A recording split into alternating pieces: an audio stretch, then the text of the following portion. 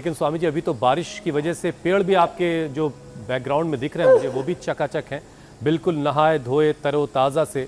और ये जो मिट्टी से भीनी भीनी खुशबू बारिश के बाद आती है, कहना ही क्या है, एक अलग सा ही सुकून है आज के इस वक्त के मौसम में। लेकिन स्वामी जी आज जो हमने विषय चुना है वो बड़ा गंभीर सा है और इसमें अवेयरनेस जो है वो हमें और बढ़ानी है, उसे उस लेवल पर ले जाना है कि ताकि लोग इस लड़ाई को, इस मिशन को वक्त रहते जीत लें। स्वामी जी रिपोर्ट ये बता रही है कि हर 9 में से एक भारतीय की ज़िंदगी में कभी ना कभी कैंसर होने का खतरा हो सकता है। तंबाकू है, मोटापा, खराब खान पान, प्रदूषण और जांच में देरी इसकी बड़ी वजह है। तो सबसे पहले स्वामी जी पूरे शरीर को ज़रा एक्टिव करने वाले आसान जो अभ्यास आपने शुरू करवा दिए वो करवाइए और साथ में ज़रा ये समझाइए कि कैंसर का खतरा कम करने के लिए हर परिवार को आज से ऐसी कौन सी आदतें हैं जो अपने डेली रूटीन में सबको शामिल कर लेनी चाहिए। डेली रूटीन में एक तो योग को सम्मिलित करना है। योग ये एंटी कैंसरस प्रैक्टिस है, एंटी कैंसरस फूड जिसमें नो चीनी, no sugar, no refined oil, no synthetic preservative food, no meat. अब तो लोग जो है वेजिटेरियन से वेगन की तरफ जा रहे हैं। तो देखो ये लंबे लंबे श्वासों के साथ रोज हम लोगों को बताते हैं कि भाई पावर योग में शतदंड, हनुमान दंड, ऐसे ऐसे ऐसे, और नहीं तो इतना तो सब कर रहे हैं। एक और ये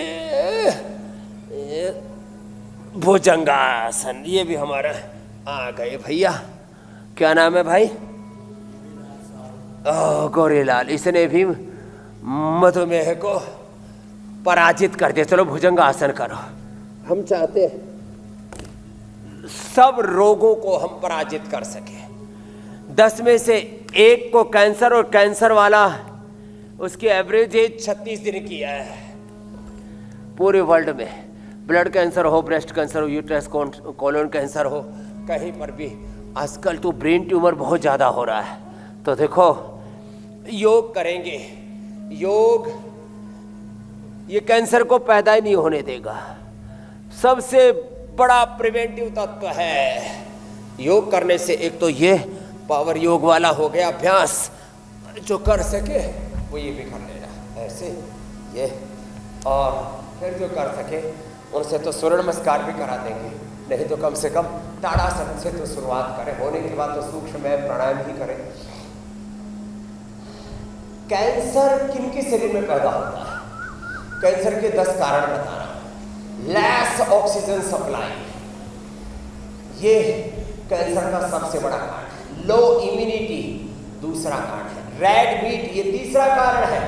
हैवी कैफीन इंटेक ये चौथा कारण है। हैवी सोल्ट इंटेक, फिर रेड मीट से लेकर के, पोल्यूशन से लेकर के, अलग प्रकार के रेडिएशन से लेकर के, और जितने भी फर्टिलाइजर्स हमारे खेतों में अंधाधुंध यूरिया, डीएपी, फिर इंसेक्टिसाइड, पेस्टिसाइड्स, और ये सब जहरीला खाना, रासायनिक खाना शरीर के अंदर जा रहा है और हमारी जो नेचुरल बायोकेमिस्ट्री है, नैसर्गिक जीवनी ऊर्जा है, उसको बाधित कर रहा है। कैंसर का फिर एक बड़ा कारण है जेनेटिक। तो आप योग करते हैं तो अपने जेनेटिक स्ट्रक्चर को भी वापस आप रिवाइव कर सकते हैं। जो मूल डीएनए हमारा, मूल जीन्स है, ये बहुत ही अच्छे हैं। तो चाहे जेनेटिक कारणों से कैंसर हो, चाहे पोल्यूशन आदि के कारण से कैंसर हो, चाहे अनहेल्दी लाइफस्टाइल आदि के कारण से कैंसर हो, चाहे सिंथेटिक मेडिसिन के, सिंथेटिक फूड आदि के कारण से कैंसर हो, किसी भी कारण से। बहुत लोगों को तो कोरोना के वैक्सीनेशन के बाद भी कैंसर हुआ। किसी भी कारण से कैंसर हुआ है ना, उसका निवारण स्वामी जी आपके तमाम में है, नेचुरोपैथी में है,